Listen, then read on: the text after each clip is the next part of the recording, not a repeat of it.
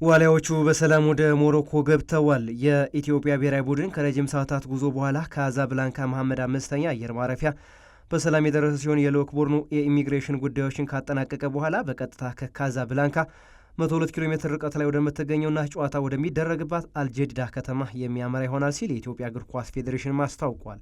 የአሁኑ ጉዞ አትላንቲክን አቋርጦ አሜሪካ የመግባት ያህል የሚስተካከልም ነው። ረጅም ጉዞ ለማድረግ የተገደደው የኢትዮጵያ ብሔራዊ ቡድን ሞሮኮ ላይ ሊያደርግ የሚችለው ልምምድ አንድ ቀን ብቻ የመሆን እድሉም እየሰፋ መጥቷል።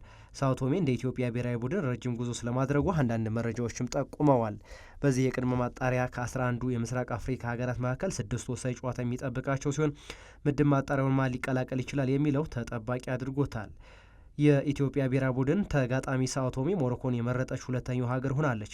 የቀድሞ የኢትዮጵያ ግዛት አካል የነበረችውና አሁን ላይ ራሷን የቻለች ሀገር በመሆን የምትታወቀው ኤርትራም ስታንዳርዱን የጠበቀ ስታዲየም የሌላት በመሆኑ ባለሜዳ የምትሆንበትን ጨዋታ ሞሮኮ ላይ ታደርጋለች።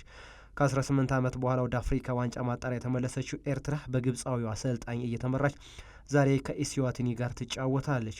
የሁለቱ ቡድኖች ጨዋታ በሞሮኮ ማርኪንስ ከተማ በሚገኘውና 12000 ተመልካች በሚይዘው ስታዲ ሆኒየር ይካሄዳል። ኤርትራ ለዚህ ጨዋታ ባልተለመደ ሁኔታ ዲያስፖራ ተጫዋቾችን በስብስባ ውስጥ አካታለች። ግብፃዊ አሰልጣኝ ከመረጣቸው 10 ተጫዋች መካከል 13ቱ በአውሮፓ የሚኖሩ ዲያስፖራ ተጫዋቾች ናቸው።